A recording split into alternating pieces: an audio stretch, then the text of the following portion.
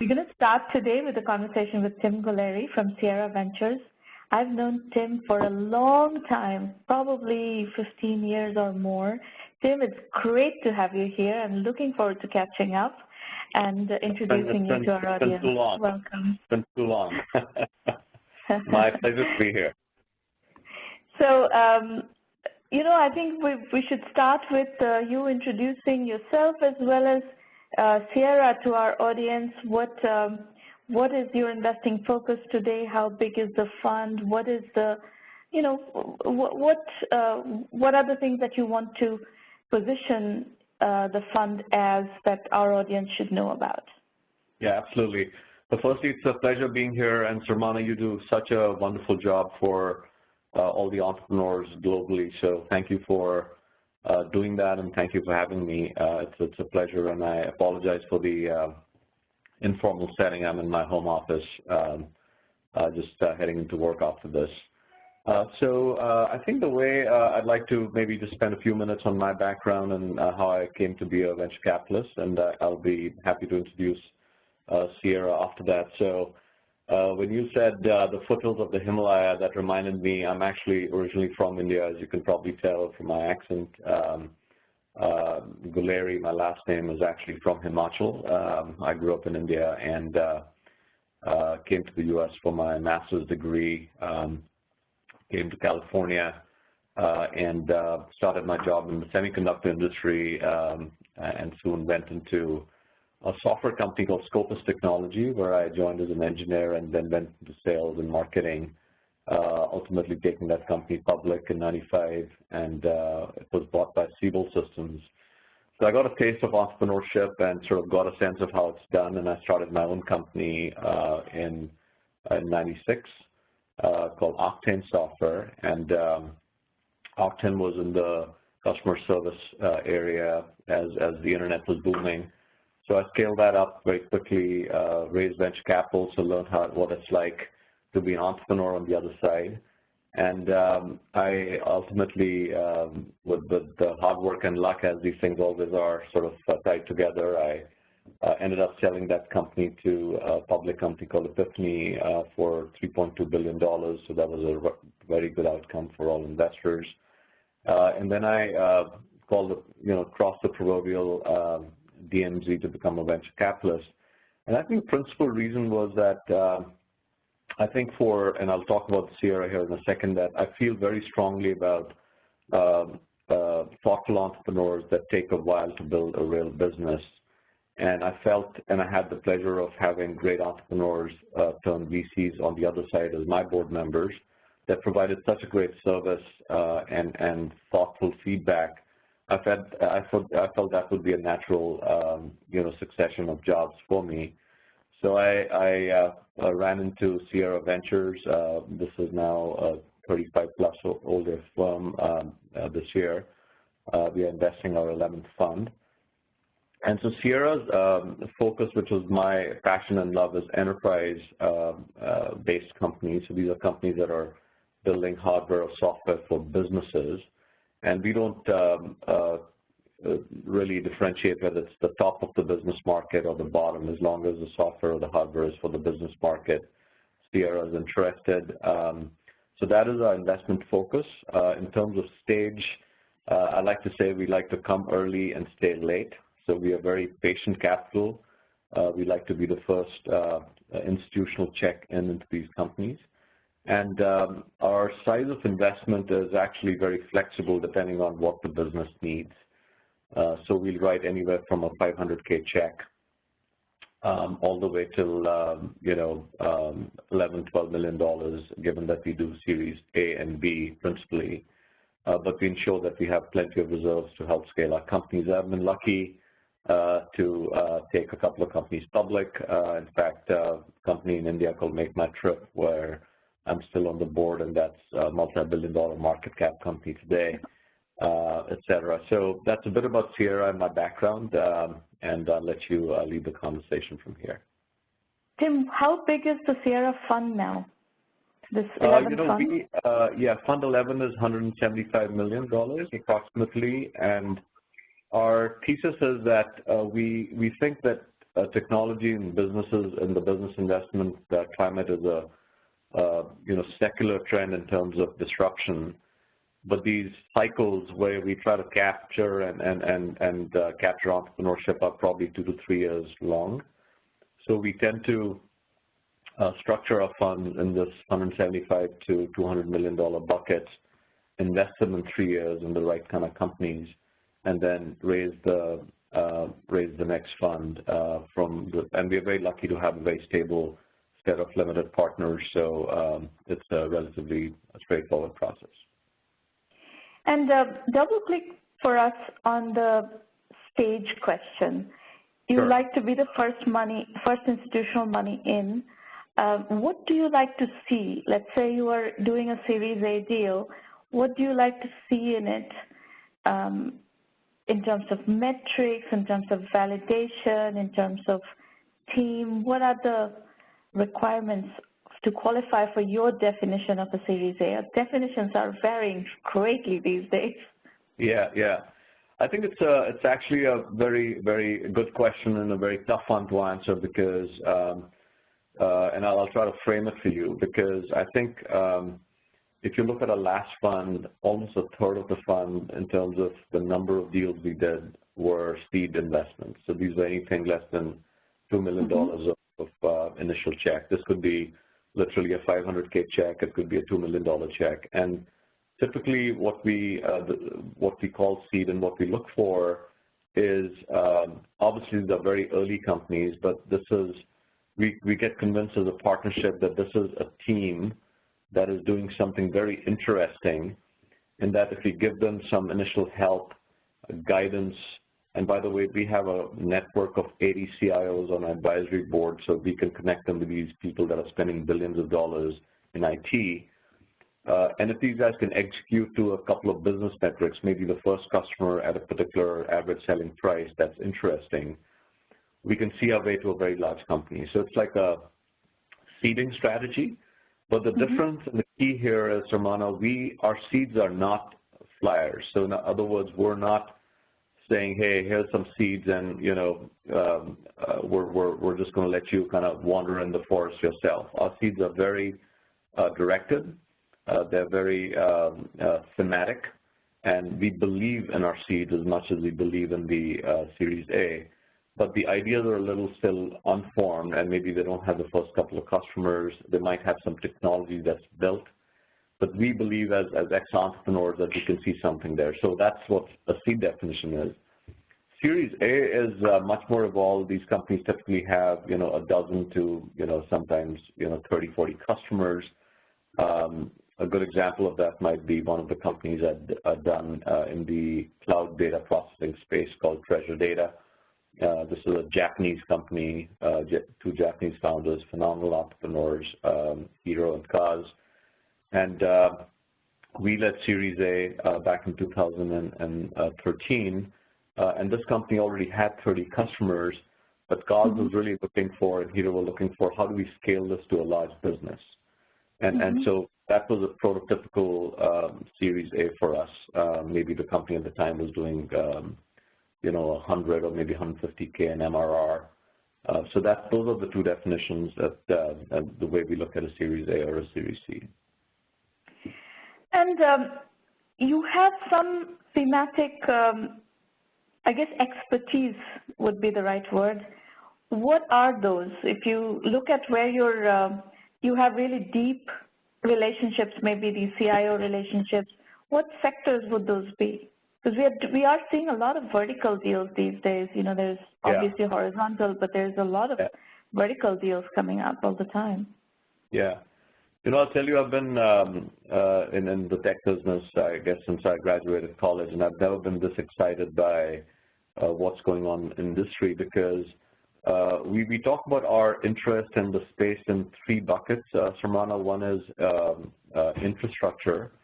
This would be like cloud and edge and wireless, and these are next generation technologies that are sort of embedded inside these devices. So an example that everybody could relate with could be the little fingerprint sensor that was on the old iPhone and is on the new iPad, etc.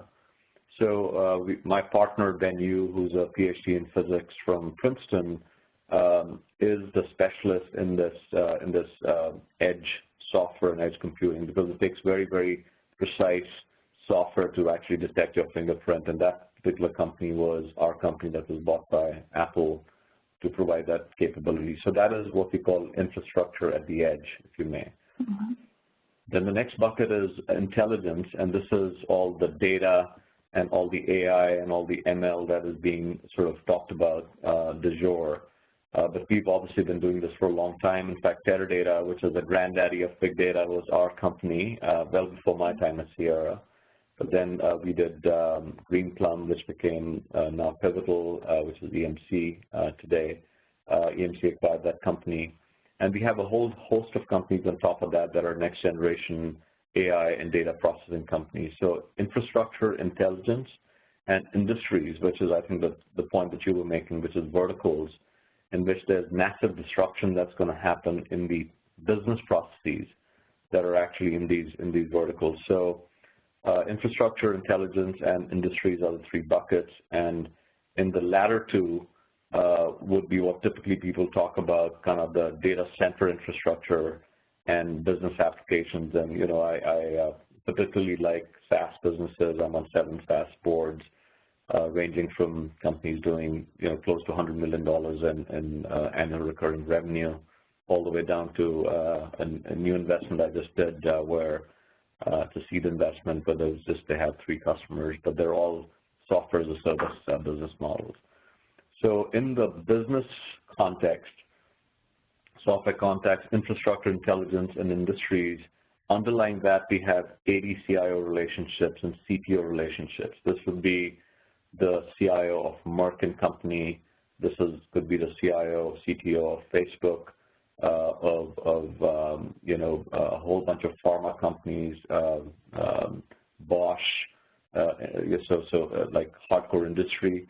And depending on what business we are looking to invest in, we'll match them with the right mentor to get next generation advice on what's going on in that particular vertical that could be helpful for the entrepreneur. So the CIO advisory board is, by the way, now 14 years old. It's the largest, certainly in the Silicon Valley, and because we're very much specialists in B2B, I think it provides a fantastic resource for entrepreneurs. Great. And also, I think in a lot of cases, businesses that are selling into the enterprise have the structure of a big deal. You know, the ASPs are larger, and when you have larger ASPs, often it is easier to build companies for less money because the cash flows differently. I used to tell my when I was CEO, I had the saying to my sales guys and my company in general that you know, revenue is a really good deodorant. So I don't care what shape or size you bring me revenue in, whether it's a customer contract with consulting or direct consulting. So I really encourage my portfolio companies that venture capital is interesting just to stabilize your business, but you can't depend on that. You have to ultimately get, you know, revenue from customers, and that's really what it's all about. So what about geography? You started off by saying that you're on the board still of a company that was an Indian market-facing company, not just a company that originated in India and went global, but it was an Indian market-facing company. So it seems like that's within your investment thesis. Yeah, so, you know, we believe as a partnership that to build a large company, so in the context of what is large, you could say maybe at the minimum getting to 100 million in ARR to 200, 300 million, because ultimately the public markets just care about 2 things, growth and ultimate EBITDA. And everything in the middle, gross margin, expenses, that's something that, you know, obviously we help and we care about with entrepreneurs. So when you look at the global, those sort of metrics that you have to produce, you have to have a global perspective on the markets in which you're building a company. So for instance, if I'm about to invest in a company that's building a next generation data processing engine, like the treasure data example I'd give you, we have and we currently are already selling in international markets. So the fact that Hiro and Kaz were from Japan and the engineering team happened to be in Japan, but they were building the core business in the U.S. because U.S. is the largest data market, and then Japan is number 2. I really took that as a huge positive. So we're actually 100%. We don't care at all where the company is physically based. Our view is that if you like the business and the overall idea, and the entrepreneur has the gumption and the confidence to attack a global market, we want to be partners and bring our network from the U.S. to bear on that. And then obviously help them Pac-Man, because it's a very precise dance you have to do, which markets you move into, when do you move into them, how do you move into them. So we actually, sitting in Silicon Valley for 35 plus years, we're completely agnostic to geography. In fact, we were doing the stat the other day. If you look at Fund 10, which is fully invested now, some 65–70% of the deals are actually outside the Bay Area. My last deal, in fact, I'm going to be in Tel Aviv in 2 weeks, was from Tel Aviv. I have deals in, we as a partnership have deals in Canada. My partner, Mark Fernandez, has done a couple of deals in Canada. So, yeah, we're very, very open to global entrepreneurs, and which is why it's really exciting to be on your call, because I know this is a format for getting out to all those great entrepreneurs out there. Yeah, and, this week, do you know Stefan Dietrich is the founder of Neolane? That was one of those rare European enterprise software companies that made it global and then found an American exit into Adobe, very solid exit. So it's good to see that it's happening actually in different parts of the world now, not just in the U.S. and not just in Silicon Valley. Yeah, and it's interesting you mentioned something here which I want to just touch on briefly. So I'll give you 2 quick 30-second examples. So one of my first investments with my partner, Mark Fernandez, which we did, was a company called SourceFire. This is a security company based in Washington, D.C. And I still remember when we, very competitive Series A, when we wrote the check and won the deal and got the mandate with Marty Roche. One of the things we told Marty is, hey, you keep doing what you do in D.C., we'll bring you all the networks, because this is where we live. We live in Silicon Valley, and this is where the largest, tech companies happen to be. Now, you fast forward the clock 9 years from that investment. We took the company public. It ultimately got bought by Cisco right here, in San Jose. And those were relationships we had for, $2.4 billion. So that's, I think I want to underscore what networks mean. So entrepreneurs need to be thinking about what beyond capital can the VC offer. And I think that's very instructive. So that's one quick point. The other is, I think the value of how to think about what this company should be called in the context of the market is also something which we find we add incremental value in, because a customer, a CEO might come into the U.S. market and think this is how they want to talk about this product and the company, but knowing how the big players are moving and what the technology is and which other startups are in that sector that might become competitive or are already competitive, we give them some advice that if I were you, I'd sort of call it differently. And I think those things matter a lot, and it's very nuanced. So getting an investor that has that perspective, and by the way, there are some great investors, other investors as well here in the Valley that know what they're doing in this particular space. So you have the benefit of that, and I highly encourage entrepreneurs to make that, see if they get that option to go for those sort of VCs and that kind of VC dollars. Tim, you have, as we spoke for the last 20 minutes, you have already cited some of your highlights of the portfolio. Do you want to talk about other companies that were really interesting companies out of your portfolio that are emblematic of how you invest, what you like to invest in, how you think, et cetera? Yeah, absolutely. So, I talked about the 3 buckets. So I'll give you examples in all 3. That way, the audience, depending on what they're doing, can relate to those buckets. So the first one I gave you an example of was next generation infrastructure. So this would be as drones are flying in the sky and next generation cell phones and what we call the moving data center, which is the car, or geostationary satellites. all these next generation physical infrastructure devices have very unique needs for software which runs inside of them, right? And so I gave you examples of Ben's practice, my partner Ben Yu's practice, which had these. Ben is really easy to understand or introduce because I just say, hey, look at your cell phone, that device, the motion sensor which sits in those devices will also Ben's investment company called InventSense, which we just sold a few quarters ago to a Japanese company, TDK. I think that was a $1.2 billion deal. But that's in the history. More recently, we've done companies in the 5G wireless space, a company called 1Mby1M, next generation data center space, company called CNX, which makes the lossless storage controller, very, very phenomenal companies.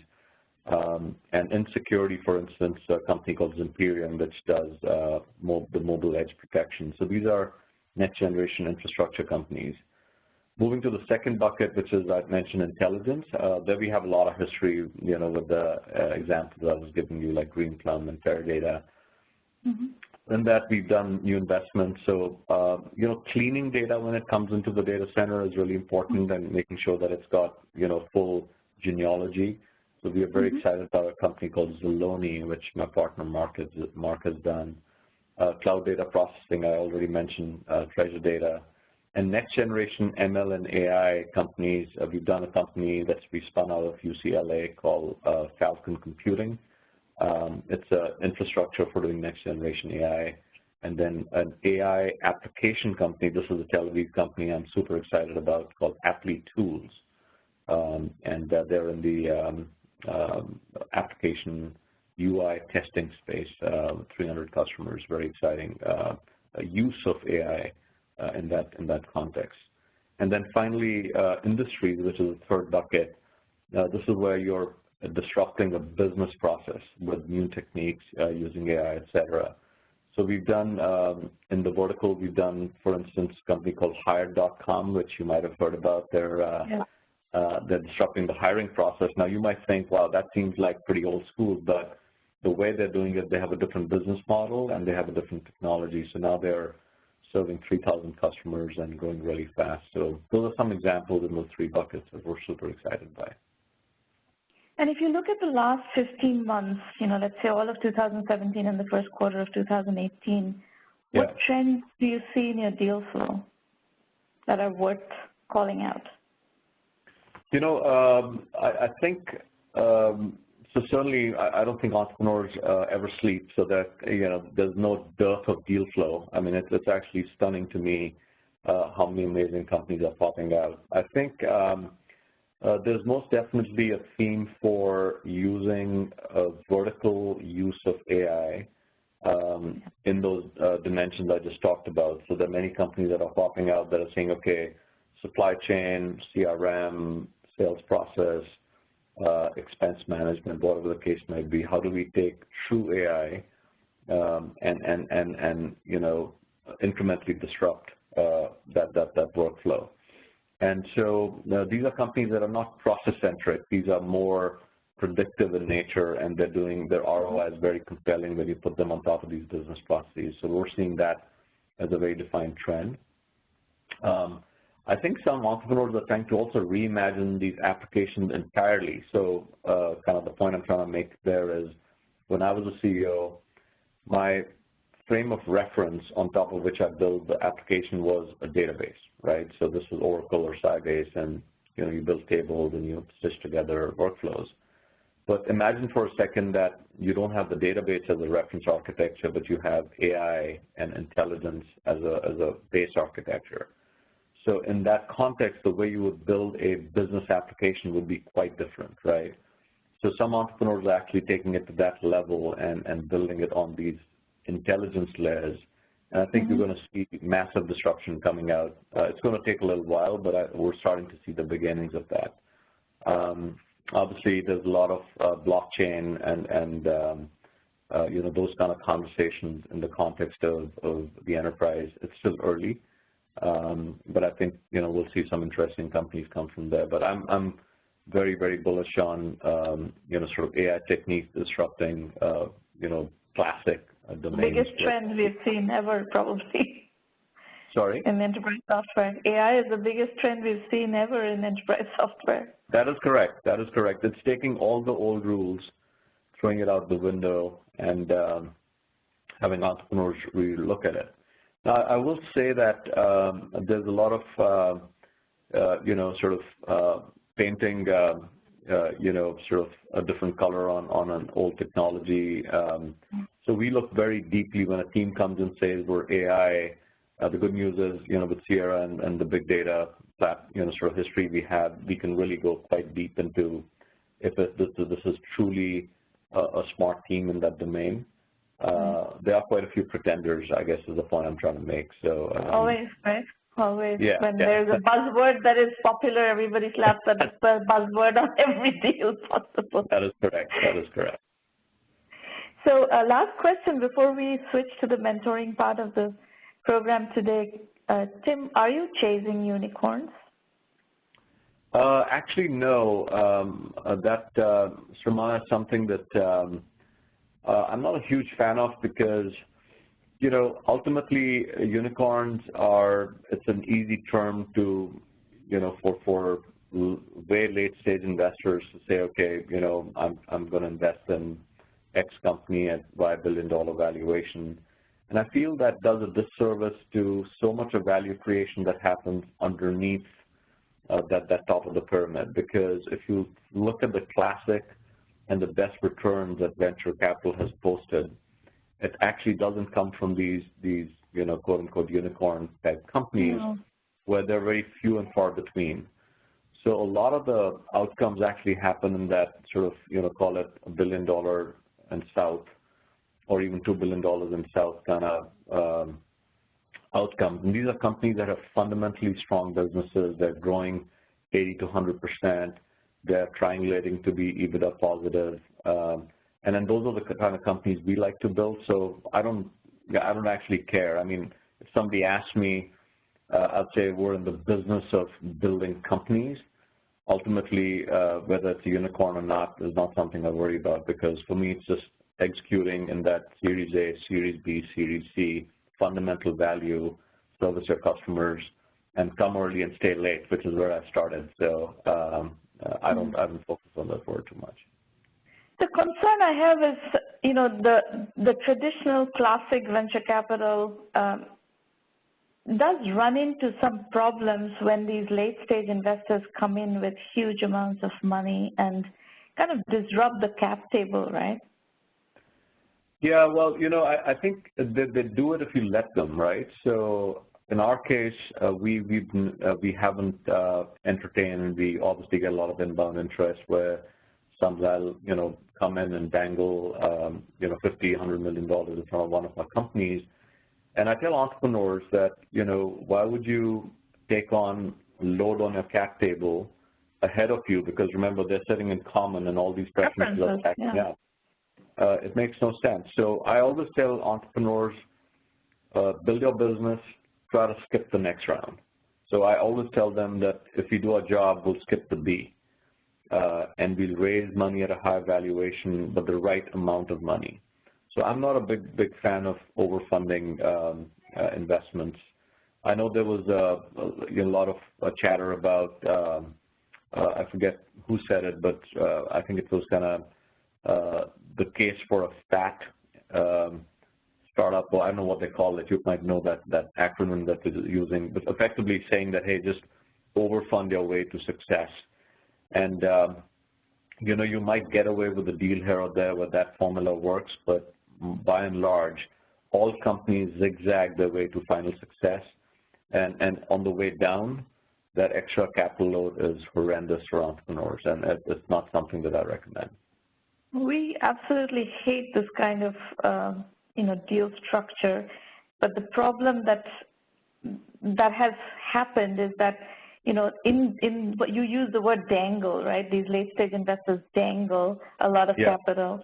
Sometimes they dangle liquidity in front of the founders, and the founders maybe have been at it for 5-7 years, and they want that liquidity, and that is one of the ways they are getting into these deals and corrupting the cap tables, which is not really healthy for anybody. After that, it's not healthy for anybody. I'll give you a 30-second example because this is real time, and then we can switch to your presenting company. So this was just a company of mine which I did Series A, and they're in that third bucket, industries and process. So they went from 1.5 to 4 to 8 to 16. I'm giving you exit ARR numbers, okay? Yeah. And they're tracking to about, call it 30 to 32 million this year. Their growth from 8 to 16, they only burnt $3 million. So it's a real business, awesome. 150 customers, enterprise. He had multiple term sheets, but this entrepreneur had the discipline to say, he actually did a kind of, here's what I need for the next 18 to 24 months. It was $12 million. He said, okay, I'm going to take time and a half that, so it's whatever, 18 to 20. And there were people putting 25, 30 in front of him. He did not take it. In fact, he refused those term sheets and took something much different. So I think if entrepreneurs have that discipline and confidence, I love those kind of companies because ultimately he's doing himself and his employees a favor. And obviously, I think if we are along for the ride, we will all do well. So you've got to have discipline, yeah. And the market, the public market has really been very much in favor of companies like the ones that have followed that strategy. Atlassian has done very well in the public market. Yeah. Viva was built for $3 million of cash. I mean, MuleSoft actually, Sharmana, is a great example. Yes.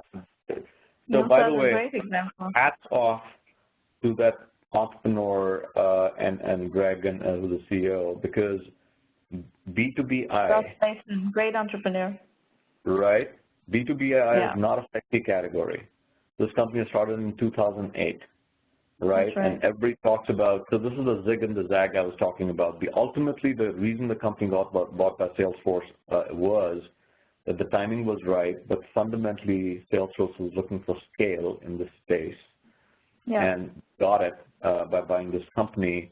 And there's an example of if you keep your P&L up and to the right, you're tracking, again, markets only care about growth and ultimate EBITDA. And I think if you keep that track and keep your business, growing and not burning too much of cash, good things happen. So that's a great example as well. Excellent. That's a superb discussion.